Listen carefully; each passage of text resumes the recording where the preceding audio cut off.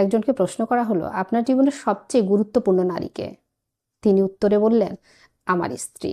যিনি প্রশ্নটি করেছেন তিনি খুব অবাক হয়ে বললেন, সবাইকে জিজ্ঞেস করলাম, সবাই বলল মা, আপনি কেন স্ত্রীর কথা বললেন? লোকটি জবাবে বললেন, মা তো আমার মা।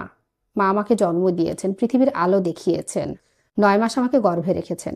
রক্তের টান আছে তার সাথে আমার, তাই তিনিও আমাকে ভালোবাসবেন আর আমিও তাকে ভালোবাসবো। কিন্তু আমার স্ত্রীর সাথে এ ধরনের কোনো সম্পর্কই আগে আমার ছিল না। আমার স্ত্রীর সাথে পূর্বে আমার কোনো ধরনের সম্পর্ক ছিল না। তাকে আমি চিনতামও না, জানতামও না।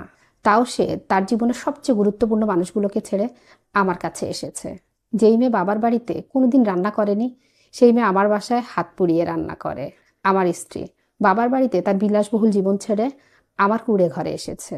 আমার স্ত্রী আমাকে বাবা হওয়ার অনুভূতি দিয়েছে, কাজের অনুপ্রেরণা জুগিয়েছে। গভীর রাতে যখন আমার শরীর খারাপ হয়, তখন সে সারা রাত জাগে। আমার স্ত্রী আমার কষ্টের সময় আমার পাশে থাকে, আমার সুখের সময় আমার পাশে থাকে। যে নারী পূর্বে কোনো সম্পর্ক ছাড়াই আমাকে এতটা ভালোবাসতে পারে, তাকে ভালো না বেশি কী উপায়? তাই আমার জীবনের সবচেয়ে গুরুত্বপূর্ণ নারী হলো আমার স্ত্রী।